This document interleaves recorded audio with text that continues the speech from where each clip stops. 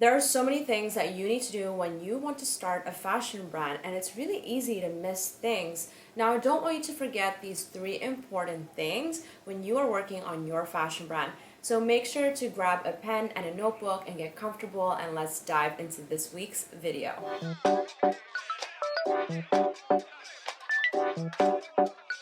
Hey guys, I'm Stephanie and I'm the host of the Start Your Fashion Business channel. If you are new around here, then I want to give you a warm welcome. If you want to learn about all things fashion business, then you have come to the right place.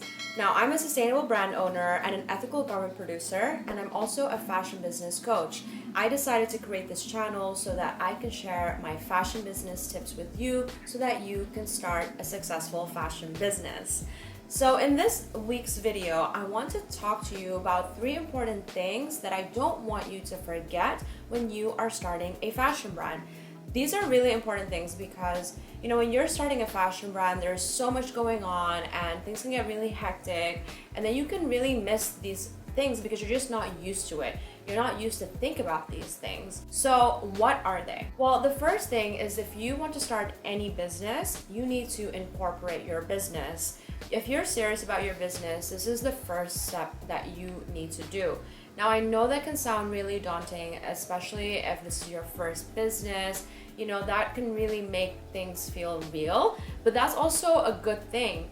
It really means that you're really preparing yourself to scale for the long run. So don't look at it as something that is daunting. Actually take it on as a challenge that is really going to help you grow more confidently as an entrepreneur. So like I said, you need to incorporate your business because you need to figure out the legal aspects from the very beginning.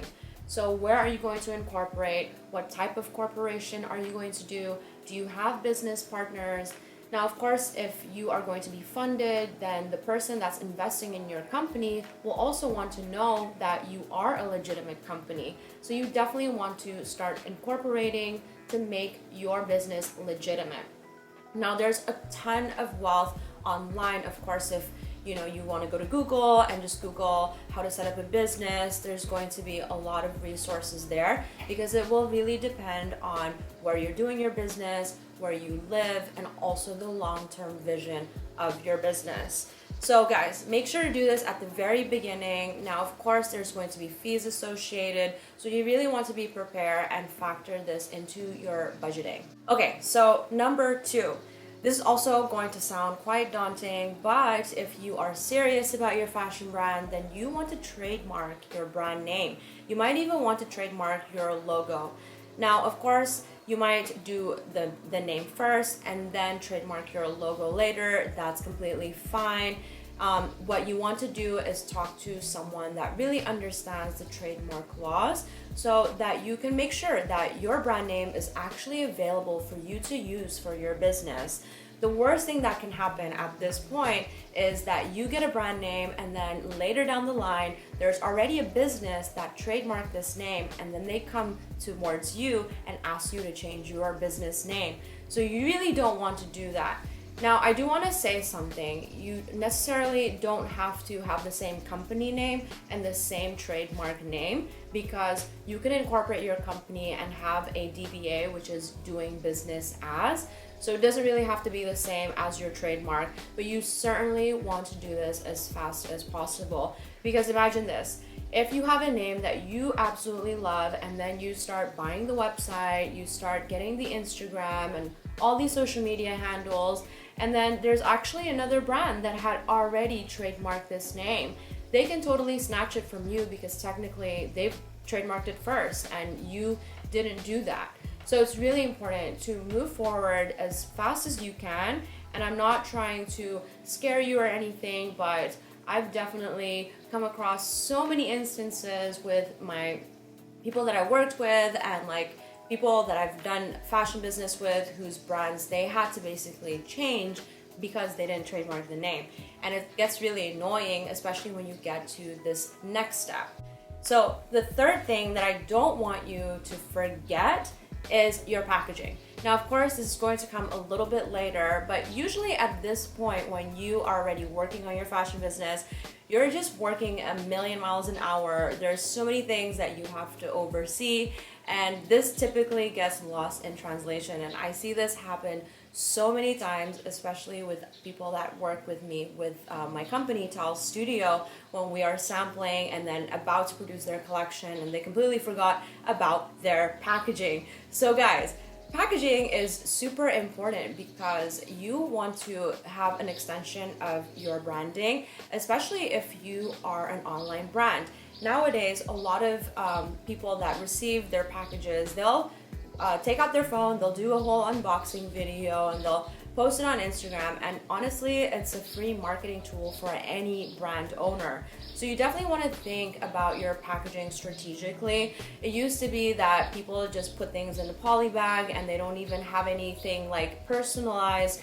Nowadays, that comes a long way, and it will really help your brand and help your brand to connect with your customers. Now, of course, if you are going to be a sustainable fashion brand, then you might want to look into eco-friendly packaging, which, to be honest, is not that easy because you definitely will have to do your research of what's available, especially of what is suitable for your business.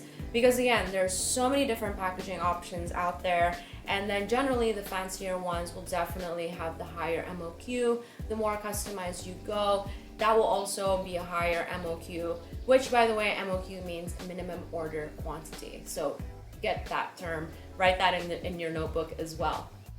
Now, also one pro tip before we wrap up this video is that you want to also think about your packaging in terms of how it's going to affect your shipping. Because again, if you are going to be an online fashion brand, you're going to be shipping worldwide. And shipping is a big business expense. And unfortunately, there's not really a way around it unless you own DHL or UPS.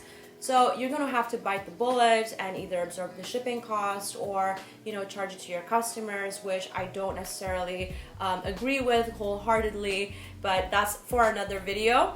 So you definitely want to think about how this packaging might affect your shipping costs, because of course, if you have a beautiful box that looks amazing, yes, it's going to be really helpful for your branding, but then by the time you actually ship it to your customers, if they live in Alaska, that shipping is going to cost so much money because of this box, and that's basically going to really, hurt your expenses, and it might not be worth it for you depending on the price points of your brand.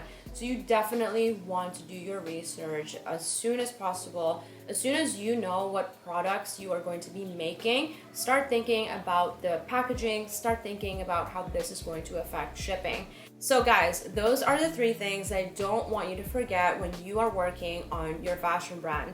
There's going to be a million things that you need to do, and as a solo business owner or a new business owner, it can be overwhelming. So make sure you write your entire checklist so you don't forget anything, especially these 3 things that we just discussed.